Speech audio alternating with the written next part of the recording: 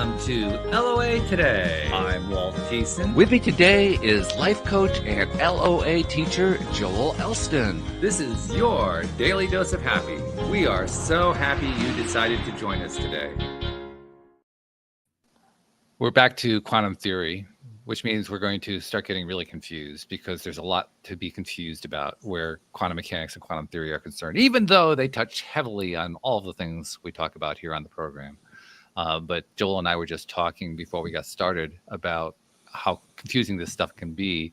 I reminded him of something he already knew, the quote from the philosopher and physicist in some ways, philosophical physicist, Niels Bohr, who was one of the early contributors to the conversation about quantum mechanics, basically saying that quantum mechanics, if you think you understand it, then you don't understand it. And Joel, you were mentioning in reply to me pointing that out, that you understand it even less than you did yesterday. Yes. It's one of those things I sort of wish I never studied because it's as I was saying, as he's mentioning, it's just so much of it is unbelievable. And you see it, you see the facts, and you see it take place. While on one hand, a lot of it to me, some of this is the science of the law of attraction. I think quantum theory suggests there's science behind what we believe in the law of attraction. Sure. But one of the things that I find fascinating right now, the weird trending topics, most important thing, there's some weird meme about some lady doing oral sex and spitting on a dude's penis. That's a big thing right now. Okay. Yeah, it's all over the place. I mean, that has nothing to do with anything, but it's just, that's what's on social media. But why doesn't it make sense that there's literally proof multiple times? We've talked about, the double slit experiment, that light behaves differently when you observe it than when you're not observing it. That alone is why. How can we go to sleep at night knowing that's true? it's like, I mean, why isn't that the point? I mean, if you think about it, it's not like, oh, well, that's not a big deal. It's a gigantic deal because light being observed performs differently. It's so what's the light thinking? How did the light go? Oh, well, I'm being observed, so let's do this. It's just so within all that, what I'm fascinated about all that, and the quantum entanglement, you and I've talked a lot about how energy exchanges, how you're being observed, what you're expecting, everything from medicine to researching, the various pharmaceuticals. When you observe something and are expecting a certain result, quantum theory, it really affects so much more than we realize. And I am fascinated by it. I'm every day I'm doing some research or study on stuff. And even though I act like I'm, baffled by it, I am baffled by it. I love it. And that sort of supports that chaos theory in my mind that, we don't really know what's going on. And it really sort of supports, my belief system entirely, that all of this we know so much less than we think we know. It's just such a tiny, tiny bit. And when some of these crazy new twists and turns come up, you're like, is that even real? Is that, and it is. And I love the discussion of it. I love to be teachable. I love to be constantly learning. And quantum theory, I believe, is something, and I won't quit studying it, but I will never learn it. I think the information we get, we're just getting information as it comes in. When you and I first started talking about the law of attraction in 2012 or 13, whatever that was, right. We kept saying, we don't really know what we're doing. We don't really understand it. We believe it. And, over the years, I don't claim to have it all down perfectly. I feel very confident in my understanding of the workings and how I use the law of attraction in my life. Very confident. I hope one day that I can say, hey, I really understand quantum theory, but I'm not sure I'm going to get there. Not sure you're going to get there. Well, that's fair. I get that. Yeah. Actually, what's interesting from my perspective, for my own growth in this matter, in my own willingness to accept the unacceptable, is that I'm actually finding that my belief in consciousness is increasing. Yes. I mean, like exponentially increasing. It's kind of like understates it, it underplays it. Yeah. It's increasing massively on a day-to-day basis. Well, yes, because it's this, when you understand this, or when you try to understand it, you see the pieces of it, you're realizing there's a force at play that we can't really quantify. We don't know what that force is. We don't know. Pisses scientists off, by the way. Which it angry, because they want to know a direct cause. Anytime there's ever like a major virus or some new disease, eventually they'll figure out what it's from, where it's from, how to work, either treat it or at least deal with it. Where with this, there's just no rhyme or reason to it, and it almost as if there's a force behaving totally contrary to what we believe. Because traditional physics, like I heard one guy, neuroscientist, say, anybody that says you violated the law of physics, you misunderstood the laws of physics. You can't violate the laws of physics. And then quantum theory comes along and goes, well, I mean, you can, but maybe it wasn't the law of physics. And it's literally the law of physics works. It makes sense. Scientists are very confident in their model of traditional physics. And then quantum physics come along. They're like, okay, it's really hard to admit we're wrong here, or there could be a variable, and which then takes me to everything that we believe in life. When if you say this can never happen, or people with terminal illness are believing they have terminal illness, but yet there's always these outliers that somehow survive or overcome or heal themselves completely, or some event happens to heal them, and they just tend to dismiss that versus the idea that why don't we get more on board with that concept? Just like I've talked multiple times about Sir Roger Bannister breaking the 4-minute mile for the first time ever, and then within a few months, multiple people broke it. Now there's high schoolers breaking it. Right. Another event that happened 25 years ago yesterday, and I was watching ESPN as always. I know that Tony Hawk did an incredible move. It's like a 900 2.5 circle at the top of it, and hit it. It took him 11 tries at the X Games. And it just was considered an undoable trick. So that it's 2.5 times around. Skateboarding is not a traditional thing, but everybody sort of knows of that in the background. And for skateboarders, that was an epic night. Right. And there's this like 12-year-old kid that did the first back-to-back 900, a 12-year-old kid. And there's some girl that like last year did a 1200. Oh my God. So but a 900 was undoable until Tony Hawk did it. Now young kids are doing it at skate parks, and now you're seeing this other thing. So the belief that something happens influences your ability to do it. If it's ever happened, if anybody's ever been cured for even one time from any, like stage 4 liver cancer, which is considered one of the worst, but somebody that's ever been cured from that tells me it can be cured, even though they say it can't be cured. So why I believe in the value of understanding quantum physics even more is it can take our belief that there's nothing guaranteed in either direction. You can simply say, I believe this could happen, and no matter what, there's a possibility that it could, and quantum theory sort of supports the impossible. Yeah, I understand what you're saying, and I agree with you. I would even go so far as to say that you made reference to medicine. Quantum theory has basically taken me to a point now where, with all the outliers, I love the word outliers, that are out there, I've lost a lot of faith in medicine because of it, because medicine is so unwilling to look at outliers. Yes. And yes. One of the cool things about this whole concept of the quantum mechanics is that your belief, what you expect, whether or not you're giving attention, directly impacts whatever the result is going to be. Well, then everything becomes an outlier. Yes. So what we really need to be studying is outliers, because it turns out in the final analysis, outliers really aren't all that far out. Well, they're not. And I find it interesting. We've talked on this before, mainly the pharmaceutical companies. They try desperately to remove the outliers. Oh, yeah. So you can get people that are susceptible to the placebo effect. They try to get rid of those. I consider those the outliers. And that way they can keep their medicines in the way they want. And I'm not trying to make all this like evil conspiracy theory. I'm just simply saying that when you dismiss the possibility of belief, dismiss the possibility of what Dr. Joe Dispenza it talks a lot about, healing yourself with thought. He healed his back that was unhealable, and he's believed this for a long time. I heard him on a podcast the other day say he never really understood that what he's talking about is quantum theory in a lot of ways. And it just something that he put together recently as far as like, wow, he's a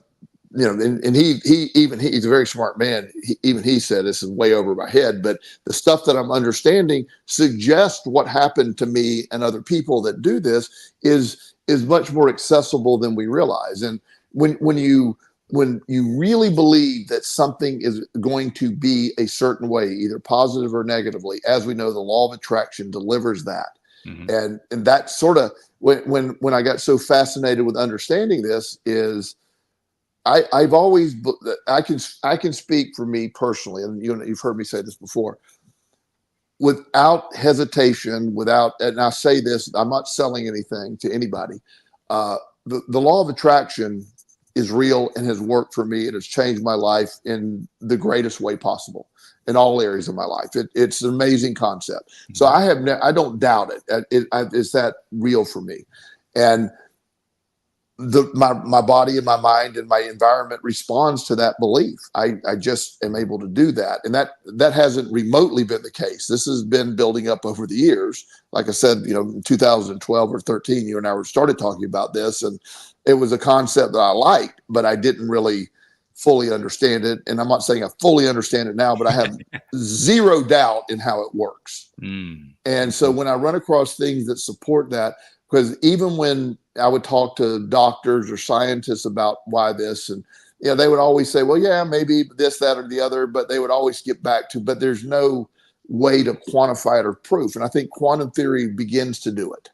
Yeah, I'd say we're actually past begins. Yes. And the reason I say that is I've been paying a lot of attention to various pieces of information you can find out there. I subscribed to Gaia for the first time. I'd kind of put that off for the longest time, but I said, okay, I'm kind of tired of what the other networks are offering. Let's see what the Gaia channel has to offer. And there's a lot of good stuff, including there's a Joe Dispenza series called Rewired on there. Really good. Really good. That goes into a tremendous amount of detail about it. But I've also been checking out some of the other stuff there and just picking up information from a variety of different places. One thing I was literally watching it a half hour before we started doing the podcast today. It's a series that was done by a woman named Carolyn Corey. And in the series, she is investigating a wide range of these quantum type experiences, particularly with a view toward what happens when you apply psychic phenomena, and how does quantum entanglement play a role in all of that. And in her first episode, she interviews a gentleman named Paul Smith, formerly Major Paul Smith of the CIA, who was involved in what is known as the remote viewing program. Yes. The CIA was involved in for many decades. They finally did declassify it, and they declassified it in a way that was designed to suggest that the whole thing was a failure. And Smith was actually seen on camera laughing at that, saying like they're trying to pretend that there were not reams of documentation of people who were able to do this thing. And he was one of them. He literally wrote the manual on how you do this. and in fact, was it President Carter President Carter literally admitted it. Mm-hmm. And President Carter not that I have a lot of faith in our presidents, especially recently, but President Carter was, whether you liked him or not, most people agreed he was a man of honor, and he would not lie. I mean, he was just sort of matter of factly goes, yeah, that helped. Mm-hmm. And so and there's a lot of that. The if you research the law of attraction in CIA, I think it was 1992, they did a report like that, right? It really gets into it. It doesn't dismiss it. It says there's phenomena here. There's they don't give a lot of opinion on it, but it does talk about it, and it was enough for the CIA to investigate. And there's people that did the investigation, similar to what Mr. Smith was saying, that no, it was, they downplayed it because it was sort of scary, but they had a lot of evidence. Now there's some quackery out there, of course, Sure. with some of this stuff, but when it comes to that, the remote viewing, they liked that. They did a lot of good. The idea that healing, when you pray for somebody, even at a distance, they can heal. There's a lot of stuff that they looked at that the government doesn't like to really get into that kind of thing, but they certainly cared enough about research. And also there's a lot of evidence, not the most popular figure in history, but Hitler was a big believer in a lot of this stuff. He very much believed in a lot of that. Again, I'm not seeking his endorsement to support my theory, but it is. Don't need to, fortunately, otherwise you'd be in trouble. yeah, exactly. No, I mean, there's nothing good about the guy, but my point is, it has not. There's people that have definitely believed in it, used it, looked at it, and so that's what I think quantum theory is giving us right now, is sort of gateways to this. And I was listening to several podcasts over the last month or two on this, and I love to hear people debate, the two sides debate. Okay.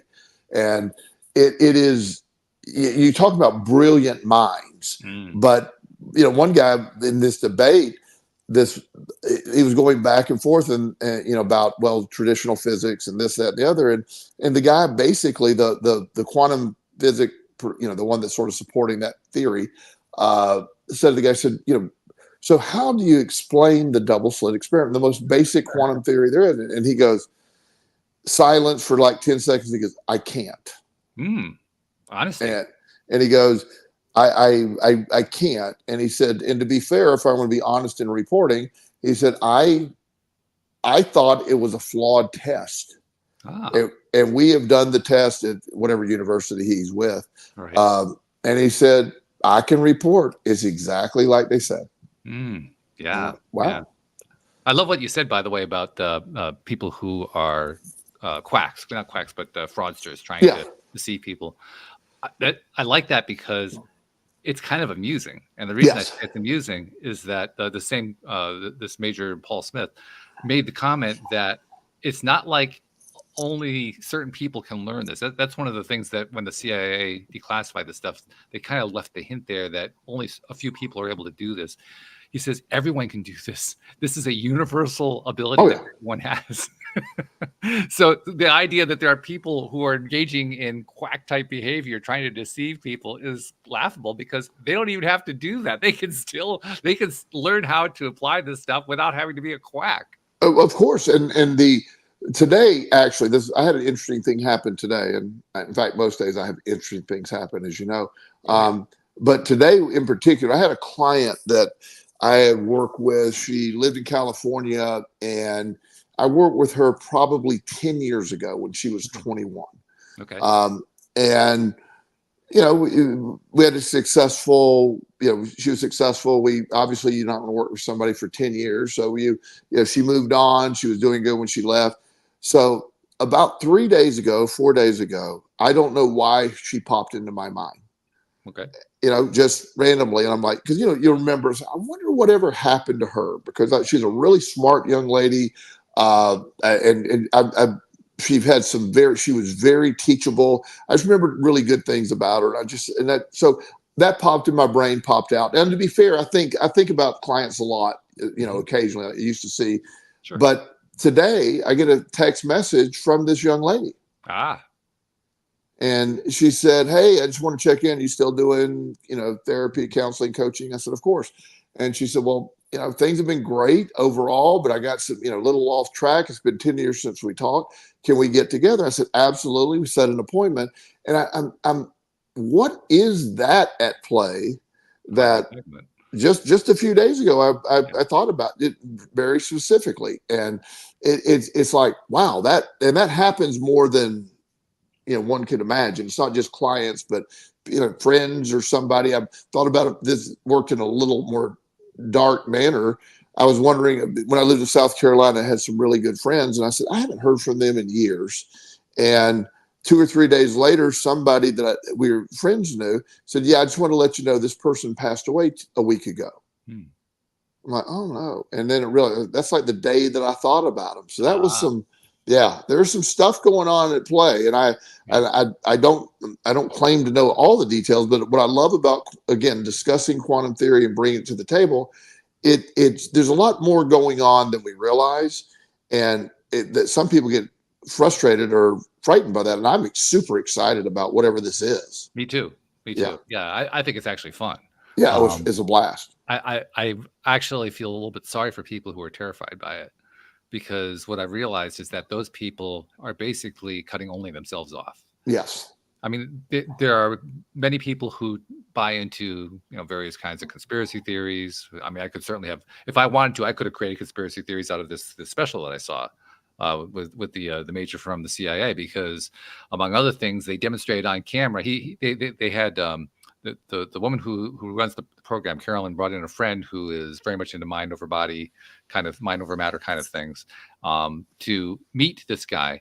And they created an experiment on the spot where Carolyn would go off someplace in the local area without telling the other two where she was going.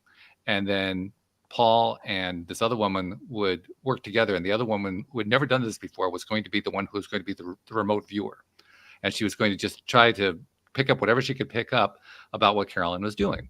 So the camera follows Carolyn as she goes off, and she comes to this one area where there are some brick buildings around, and there's a merry-go-round, and there's a whole bunch of things that she interacts with.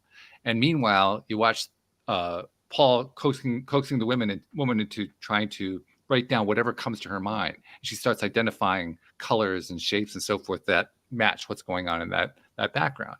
And then at the very end, Carolyn says to the camera, "I'm going to throw an experiment into the experiment. I'm going to try to block her."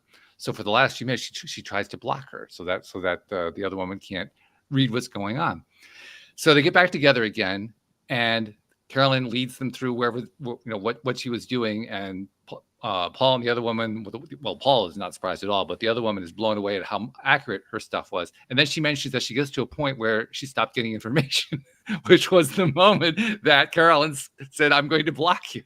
Now, I could, if I went into a conspiracy theory mode, I could say, "Oh my God, so there's perfect evidence that the CIA and the other spy agencies around the world, they're blocking each other and they're reading each other, and there's all this, psychic warfare going on and so forth." And that's not the way I see it at all. I see like, wow, this is pretty cool stuff. yeah, and it doesn't scare me. If it exists, it exists. I'm just more fascinated about it. I'm just more fascinated about the concept, the remote. I have connections with people that you have instinct, you have feelings, you have gut feelings, just about things, and it's like there's a connection that I'm not always tuned into, but I can sense things, as particularly people that I'm close to and connected to. And I've never tried to hone that or look into it too much. Of course, my wacky ADHD brain can't focus on anything long enough to do that. But it's again, all of this is leading full circle to the stuff that is fundamental for me, and that's what I love about it. Yeah, and that's true. I think probably the reason why I'm feeling so comfortable about it is I've become very comfortable with the idea that consciousness created everything. I came to that conclusion before I acquired the information that quantum mechanics and modern science have delivered to us. I came to it because of the shows that I've been doing here. I've been talking to various woo-woo personalities for quite some time now, and gotten a lot of very interesting information out of them. Plus also the teachings of Abraham Hicks helped me a lot with understanding all this kind of thing. And so that gave me enough of a background to really believe that consciousness is at the root of everything. Everything is based on thought, and so on and so forth, even though that was a very woo-woo concept 12 years ago when you and I first started doing the show. Today, it's not even considered woo. It's not even half woo anymore. Yeah. It's like, Everybody else, it's like everybody came along for the ride or something. It's kind of a wild thing. But at the same time, there's also still a lot of fear associated with it. So when I look at those two things in combination, the conclusion I come to is This thing is expanding so fast, it's unraveling so fast, it's unwinding so fast that even if somebody wanted to turn it into a conspiracy theory, it wouldn't work because there'd be too much new data coming in. Yes. Conspiracy theories are very dependent upon large amounts of information being missing. That's the gap within which a conspiracy theory gets constructed. But the moment you introduce new data is the moment that the conspiracy theory falls apart. And now the theorist has to come up with a new conspiracy theory if he wants to keep it going. Right. So if that's the case, then at the rate things are unraveling right now, it would be literally impossible for someone to push a conspiracy theory about quantum mechanics because it's unraveling too quickly. There's too much information coming out. Yeah, you can't keep up, and even within the proven experiments that there was one the other day I posted that I watched it 3 times. I watched this video 3 times, and I said I just have to stop because it was the circle. It made I couldn't remotely connect the dots, even though they were connecting it for me. It made no sense, and I was like. So there's no way to make a conspiracy theory out of it because it's just so, and last night I watched a movie and it was on Prime, Amazon Prime, and it was called Predestination with Ethan Hawke. Okay. And it's sort of a time travel theory kind of movie. And it was this, I'm not going to run the movie. I watched it. It's a good movie. I think it was a good movie. It's one of those you watch it, you're going, did I like that or not? Because the ending was so, it was like, oh, wait a minute. And so, but the basic theory of, sort of the paradox of time travel and, being able to go back and meet yourself and what that would do. And, you can, they were suggesting that there was this loop that this, apparently a group of people were stuck in the same loop. And when the movie was over, you realize, maybe it wasn't a group of people. Maybe it was just one person. And it was just so fascinating to watch. And it just gets you thinking. And so I believe you can get to a place where everything is it's almost in the, do we get to a place like at the end of the first Matrix movie where you see everything in code and you're realizing, wait a minute, I see through all of this right now. I mean, I don't know. I don't think we're going to get there in my lifetime, but that's sort of the end game. And all of a sudden you hear this big sort of Windows sound, like the software cloud go, simulation ending, or is that going to be the end of all this? And, is all this taking place right in front of me? Am I the only one involved? Are you the only one involved? I don't know. Well, somehow I don't think it ends in a blue screen of death, so I think we're probably safe on that one. We're probably safe there. So, but what it does, what more than anything, and I talk to, it's hard to talk to adults about this stuff because of their preset mindset. But I mean, I've had some great quantum theory conversations with 14-year-olds because they're super smart, but yet they're able to, and so when you explain it and they're open to any concept. So, they can, I have kids, young men and young women sending me quantum theory things from TikTok. And I'm like, this is wild. Cause once you understand, once you get this, there's really, that's sort of the ultimate knowledge, at least at this point. There might be another level if we get to this. I don't know. I'll tell you what. I mean, you mentioned how adults can be more challenging, and I do agree with you. They can be, but I think we've kind of reached a tipping point. The tipping point that I'm referring to is the one where the amount of evidence that is coming out is so overwhelming that adults are confused now. I mean, you were expressing earlier your own confusion about how you try to grapple with this stuff, but you're also a lot more savvy than most people are because not only do you have the confusion, but you also have awareness and understanding of some of the other stuff that goes along with it. So you can make some sense out of it. There are a lot of people who can't make any sense out of it. And I think what's happening right now is there are people who are like the ultimate skeptics where all this stuff is concerned. And if you ask them about this, they don't, 20 years ago, they would have given you a hard fight about it. Now they'll just kind of back off, like I can't answer that one. That's not what they'll say, but they'll because they don't know where to go with it. No. All of the rules are gone. All of the old structures that they know don't work anymore. Yes. And so it's like they're all floating at sea, like, well, let's change the subject because I don't know what to do with that. Right. That's sort of the concept that, you're looking at here, that uh, people like to feel they're sort of have mastered, a concept, or we feel comfortable with that. And when I'm very comfortable, as you know, in the concept of learning and failing and getting it wrong. And Oh, yeah. I sort of thrive on that belief of, hey, I do it till my way of learning is failing. I have failed my way to success. And I don't view that as a negative whatsoever. No.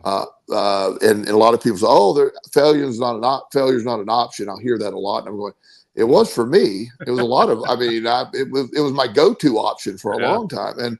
And I still like to get in there, and I can be wrong with it. I've had discussions with, and what I love is when, particularly some of these, I know a lot of brilliant people, and when brilliant people can step back from their egos and really have honest discussions, I love the potentials and what could it recommend.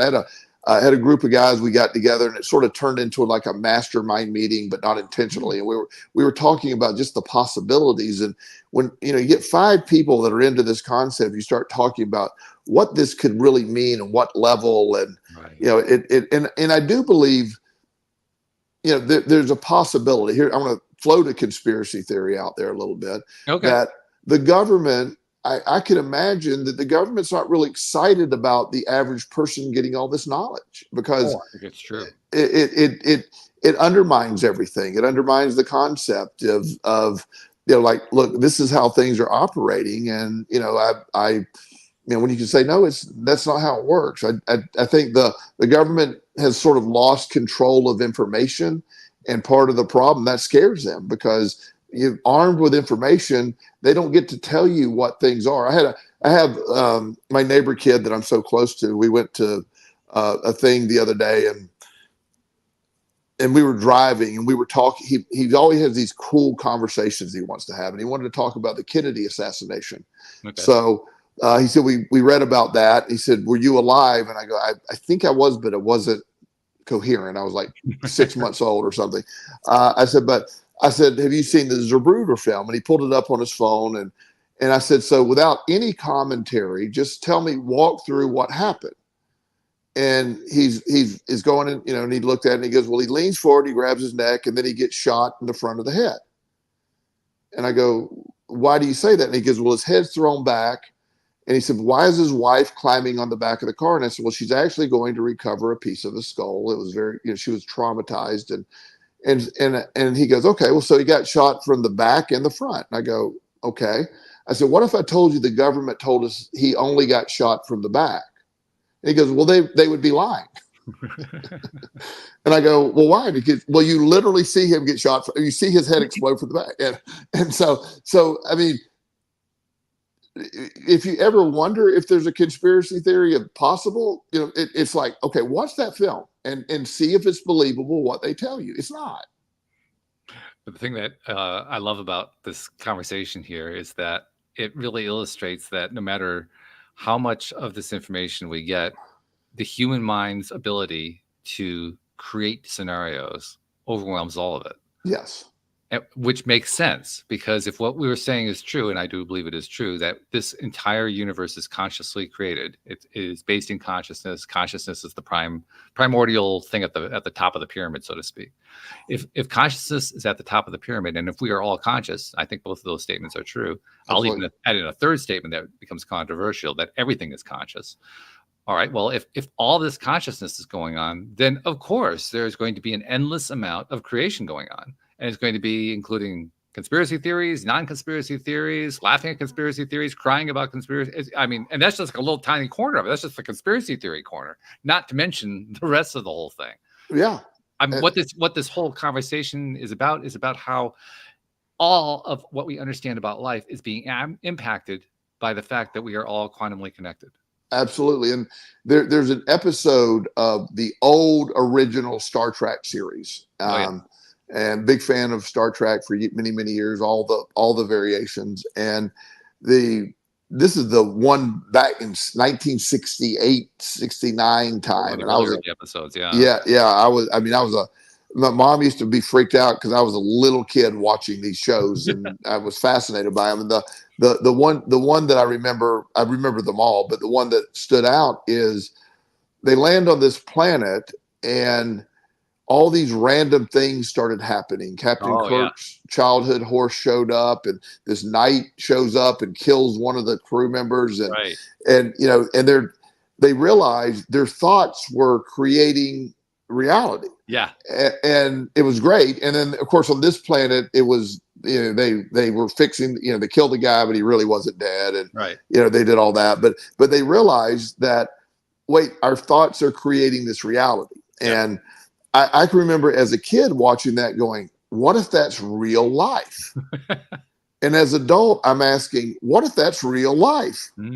Same thing. It's like, because I do believe that. I think all this is creative. And when you notice the trends, again, law of attraction concepts or whatever, the idea that, like war is escalating, the economy and all the stuff that's going on is because the attention that is paid to it. Yes. The attention that's given to it, the attention, the focus that, again, the other, I'm always, somebody asked me the other day, so how much do you pay for gas today? And I go, I have no idea. And he goes, clearly at the top of your list of priorities. Yeah. I go, I don't know. And he goes, well, how much? What? I said, I don't know. I just put the credit card thing in there. When it clicks, it's full and I leave. I don't know what it cost. It doesn't matter because I needed the gas. It's just not a thing, but yet the idea that, we're all focused on this, we're all focused on that.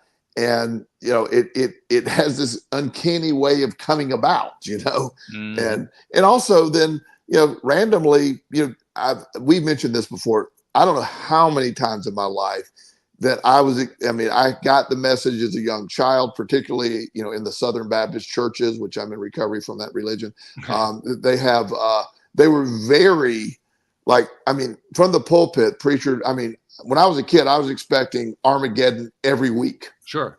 Every week. There was something, some news story that, hey, this is what Revelation says and it's about to happen. I can remember really telling my friends, look, we're not ever going to make it to 14 because of this. And it's like, and all these years later, we somehow wiggle out of it. We end up, coming out, it's like, I have never seen Armageddon, shockingly. And, but I've been told Armageddon was around the corner 50 times in my life. Yeah. So, which raises a very interesting point. The interesting point is you didn't believe it. No. That seems like a minor point, perhaps, from one person's point of view, but from my point of view, that's the point of view. You didn't believe it, and your belief is playing a direct role in your experience, and everyone else's belief is playing a direct role in their experience. I did not. Here's some things I didn't believe. I did not, and I haven't believed this. I don't believe the economy is bad right now. In fact, I've had an incredible 6 months financially. Wow. I'm just like, wow, that just keeps happening. And it's been great for me. Economy's not bad for me. I don't believe the economy's bad. Not to open up a can of worms, I never believed COVID was a problem for me. I'm not saying it wasn't a problem. I never believed it was a problem for me. Or any virus is a problem for me. My body has the ability to build up immunity and do that. Again, speaking for me, sure. I'm not saying other people with immune compromises. This isn't everybody, but it's, I have these beliefs and they pretty much play out in my life. I have a belief. My biggest conspiracy theory is the deck is stacked in my favor. Which is a wonderful belief to have, by the way. Yeah, it is. And it plays out that way. Which makes it very powerful too. Yeah. This also really beautifully illustrates how, we live now in a time where it's generally perceived that we have massive division going on in society, political division. There's also what you might call an entertainment division or a news division, or there's like all these divisive pieces going on. And people some people are actually freaking out about it. Other people are less freaked, but they're keeping their eye on it, and so on and so forth. The thing that gets my attention is we have all of these competing beliefs, and I use that word advisedly, competing. They aren't really in competition, but I use it to describe the fact that it seems to be a situation where there would be competition, and yet the beliefs all seem to exist within the same continuum. That for most people, that's an impossibility. For me, that's like, well, that's how quantum physics works. That's how consciousness works. Yes. So therefore, I don't need to be worried about whether or not this person's belief is different from my belief, because at all. The universe accepts both. They work together. They don't even have to be complementary in any way. They can be completely at odds with each other, and they still work in the same space. Absolutely. At the same time. It's amazing. It is amazing. It's also, for me, that's where I get my sense of everything's okay. Because if all those beliefs can work at the same time, and this is the other part that makes it really easy for me, if the belief that you're following, the thought pattern that you're following influences you and causes things to happen in your life, and the things that I believe in and that I think about and give attention to are what influence what goes on in my life. And if those things are incompatible with each other, then what happens? Well, what happens is you experience stuff that's related to the stuff you think about. I experience stuff that's related to the stuff I think about. I'm not affected by the things you think about. You're not affected by the things that I think about, unless we choose to be. Unless we choose to be on exactly. Well, shoot, how much more power do we need? That's what makes life so amazing when you realize that, and you can tune into that. I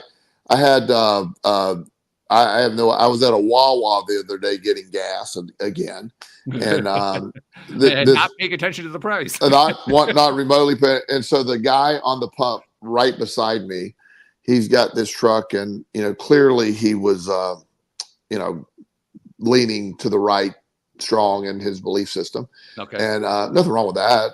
But he goes, "I don't know what we're going to do if Biden's get elected again." And I said, "I'm going to make a lot more money no matter who's elected again." And he's like, he looked at me like I was crazy. And I go, because I don't think either one of them matters. It's what I believe that matters. No. And he goes, "You're a little naive." And I go, "Absolutely. Yeah. I am. I have no argument with that. I am." And he just shut up. But it was this idea. He's walking in a world where his world's falling apart. So it is for him. That's the part. That's the part that we miss. Right. If you believe your life sucks and the world's falling apart around you, it's accurate. Yes, it really is. So we can't dismiss that in the sense but while simultaneously, I'm in the gym every day. I feel fantastic. I told you I have a career I love. I have great people around me. I have unlimited possibilities. I believe all of that. And it plays out in real time for me as the people that believe we're on the edge of everything falling apart. I can't make ends meet. I can't do that. They're accurate too, because that's their reality. And that's the part that blows people's minds. How can both be true at the same time? Yes. And that's sort of your point. Yes. Is that we have, it isn't competing, as you said, it's just differing views. We have different realities with the same space. It's like, when you view something, your perspective and your background, there's so many factors in how you see that. I can look at something you look at and you go, I'm like, I don't, that's not my thing. I've used this example before. I have a lot of friends that are believers in the power of crystals. Yes. And so I've multiple, anytime they want to talk to me about it, they'll go, "Do you believe in this?" And I go, "Look, before I say this, it works for you. It really does. So I know it worked for you because you say it worked for you. Right. I don't believe they're not. All I believe is they're just some really pretty rocks, and they don't work for me. Mm-hmm. But that doesn't mean they don't work for you. I'm not discounting their power because it's never been about the rocks. It was about their belief in the rocks, and that's the thing. So it's just, it seems nuanced, but it really, that's why I never want to talk somebody out of something that worked for them. I never want to talk somebody out of a religion that works for them. And this will ruffle some therapist feathers. You're familiar with the term EMDR. It's a trauma treatment. I've heard of it. I can't say I'm really versed in it. In a nutshell, there's this theory that there's rapid eye movement mimics while you're sleeping, and that's when you process traumas. So a therapist developed this tool called EMDR, where you discuss what's going on, problems, get into it. And they use this, you move your eyes back and forth as she's working with it. It's been documented as a very effective way to deal with trauma. Okay. It's really gets into it. The person that really the developer, the group of people that develop this, believe it unconditionally. So when you go get trained in it, the therapist believes it with all their heart, and it works. It does work, and they approve. So when you go see the therapist and they believe with all their heart, they tell you about it, and you see how it's working for you, it's working. Well, my mentor, Dr. Master, he's a psychiatrist that passed away several years ago. His theory, long before we were talking about this kind of stuff, I go, what about this EMDR? Is moving your eyes back and forth? He said, Joel, it works because the people believe it works, and the therapist, they believe in their therapist, so it works. He said, if you were going to pick boogers and flick them up against the wall and that was convince you that's a therapy, it would work. So, but you have to believe it. You have to believe it. And so I'm not minimalizing the people that believe in EMDR. I don't want to plant the seed that doesn't work, but whatever you're going to really believe in, you're going to believe in, it's going to work. The Harvard study that asked medical students about the effect they tested acupuncture's efficiency or effectiveness with medical students at Harvard, all with a negative bias toward tradition for Eastern medicine. They all reported it had no effect on them at all. They concluded that acupuncture was useless in their study. Mm-hmm. Mm-hmm. Well, acupuncture has been used for thousands of years. I know people that's all they believe in. Yeah. It's it's like, and again, when people say, does it work? I go, if you believe it works, it will work. And they go, well, what about the meridians and the energy? And I go, it's all part of the process of believing. If you believe it works, it will work. And that's where quantum theory starts supporting a lot of these things that we've always argued about. So it's not so simple as, well, this does this. It's, one of the disclaimers on most antidepressants, when you read the warning labels, it says, we do not know how this medication works. Here's what we think happens. They literally say that. Here's what we think happened, or here's our theory of what happens. Right. They don't know. They say, well, I mean, in theory, if you raise your serotonin, fingers crossed, it'll help your depression. That if you believe it, it might help. If you have a lack of serotonin, it definitely would help. But if you don't believe in it at all, years ago, early in my recovery, I saw a psychiatrist, and he tried me on 2 or 3 different, some anti-anxiety stuff that didn't work, and some antidepressants. And I remember with the antidepressants, I literally told him, I said, I don't believe there's anything in the pill. It didn't do anything. It had the side effects. I had no side effects. I had no improvement. It didn't affect my sleep. There's nothing that it affected. I'm not sure it was even real. There's and a key line right there. Yeah. And so I never believed in that stuff because I didn't believe I had a lack of serotonin. I literally screwed up my life. I lost everything. I ended up in jail for my gambling addiction. I think that's probably key to the situation there. It's not a lack of serotonin that did that to me. It was me screwing up my life through addictive behavior. And until I got a handle on that, all the king's horses and all the Prozac in the world was not going to change that. In the world, yes. my kingdom for all the Prozac. Yeah. Well, to me, what you're really doing is you're bringing up the most important issue of all. Because for me, the most important issue is, all right, we're dealing with this world of quantum mechanics, of consciousness, all the things we've been talking about.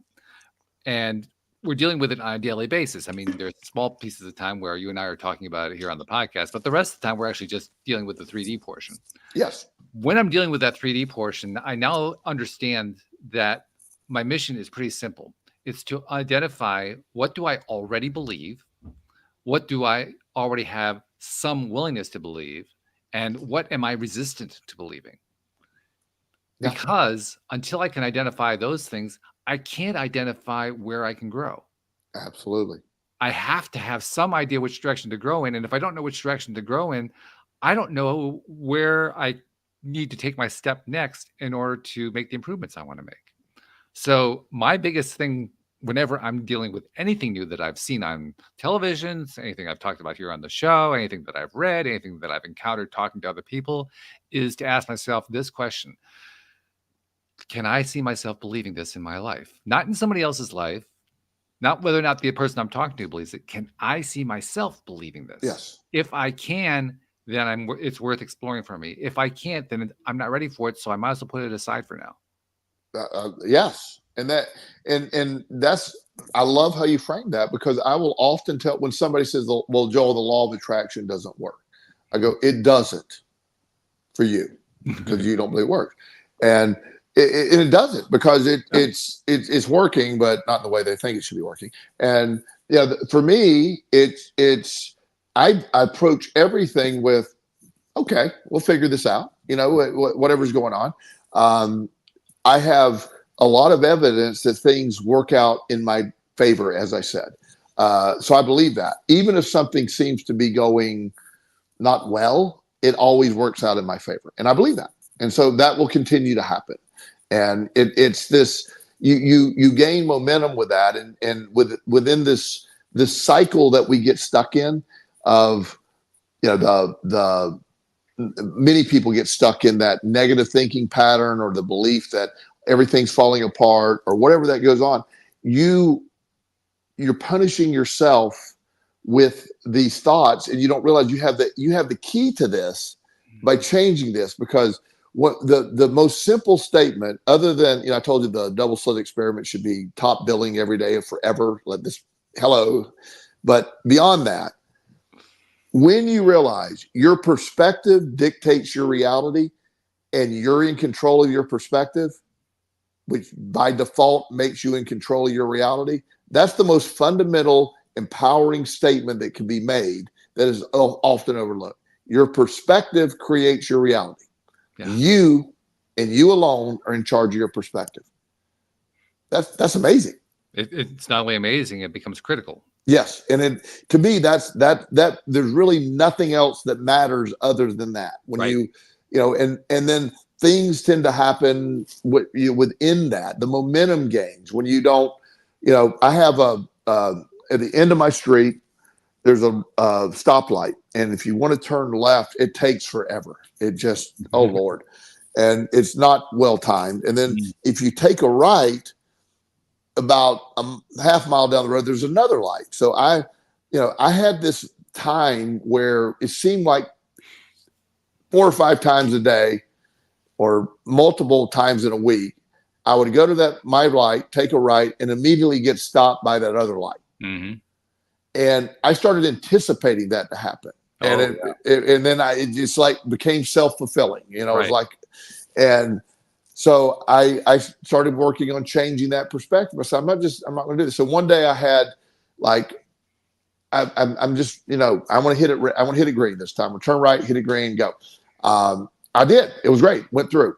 And then it's like, okay, I started thinking about that and I caught it. And then, of course, it doesn't happen every single time. I lose interest in those kind of things once I sort of satisfy it a little bit. But it was right. Yeah. But you when you put it out there, you're giving energy to it. You're giving that concept to it. And so when the energy attraction that we have between people, quantum theory sort of supports. It isn't just quantum theory it isn't just energy attracting between people.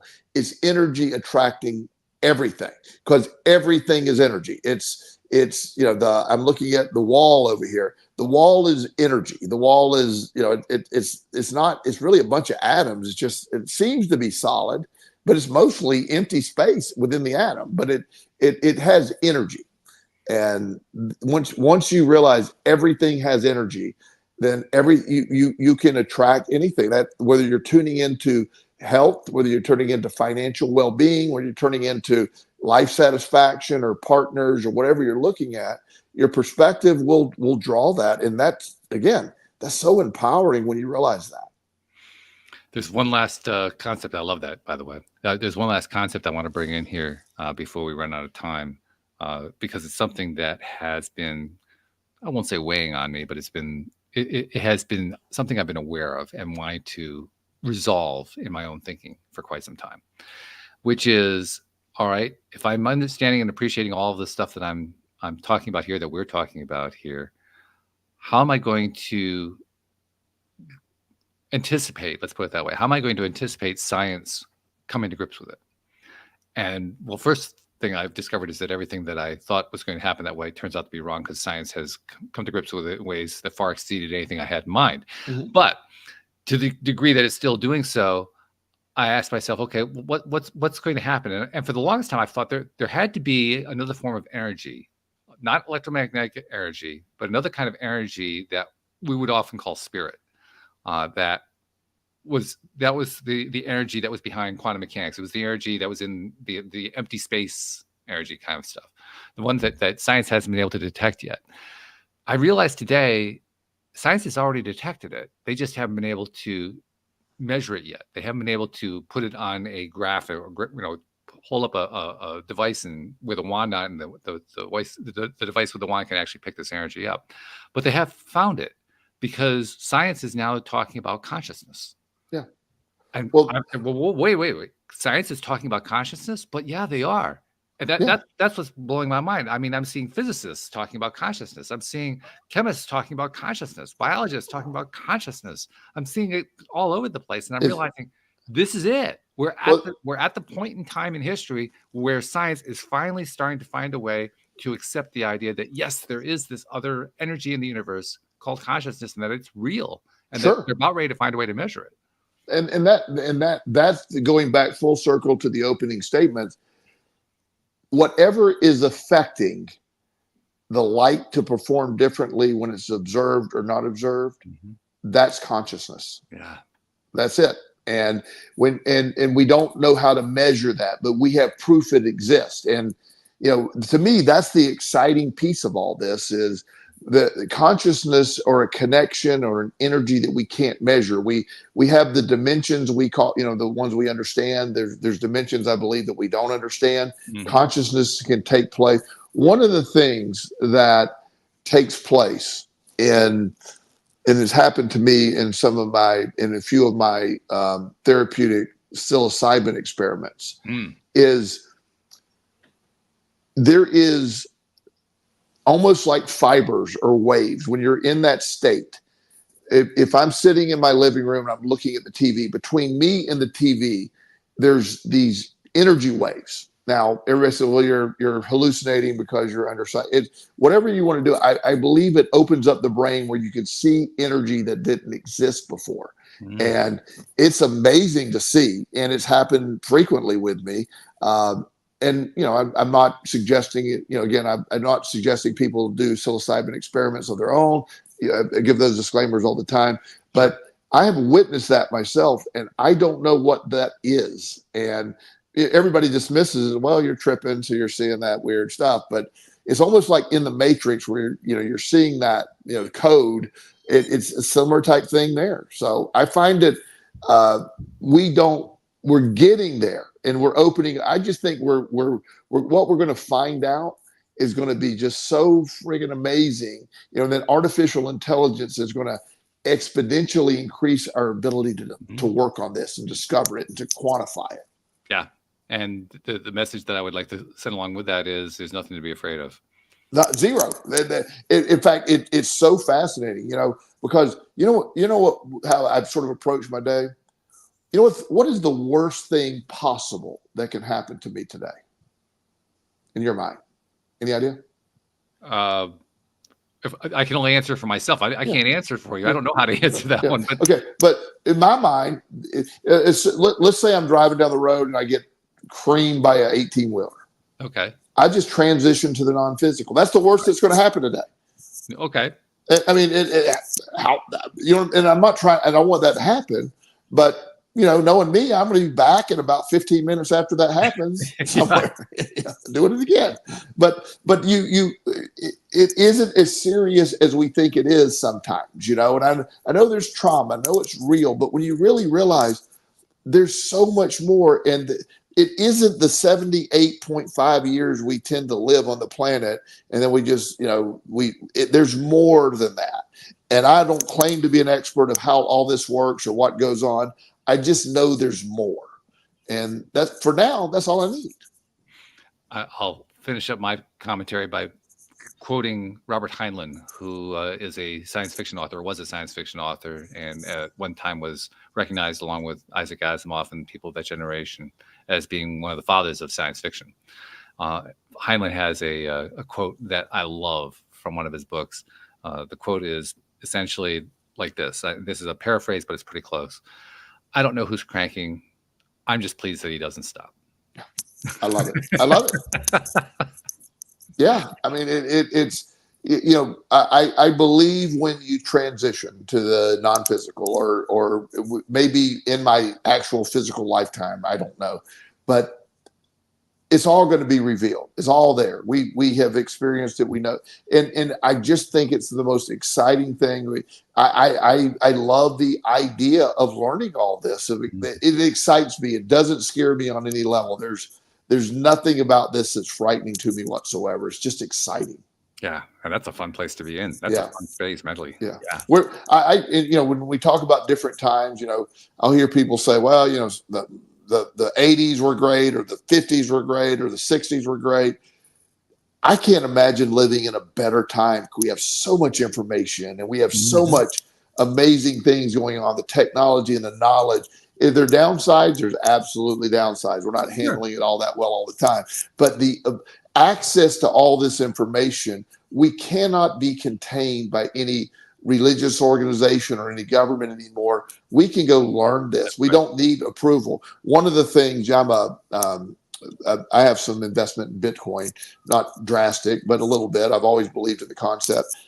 The idea that the government they're scared to death of Bitcoin because they can't control it on any level. Even if they made it illegal, they can't control it. That's true. Yeah, they can't, and and they don't like anything they can't control, and that scares them. So this is information that some of this information, I do believe that we probably, you know, we may have run across stuff that the government hasn't released, like we're talking about with the remote viewing. Undoubtedly. Yeah. I don't think they want us to know all that they know. Oh, I think that's probably true. Yeah. Yeah. I think I'd also remind our MAGA friends, MAGA is Make America Great Again. I'd like to remind them that all of life, the universe, and everything is already great and has been great all along. It never changed. It has never changed in that way. Yeah. Yeah. Well, this has been wonderful as usual. Thank you so much, my friend. Great to talk. I love it. I love it. I love it when we do this every time, and I look forward to doing it again next week. And thank you to our podcast listeners everywhere. We'll see you all next time here on LOA Today. Goodbye. Bye, everybody.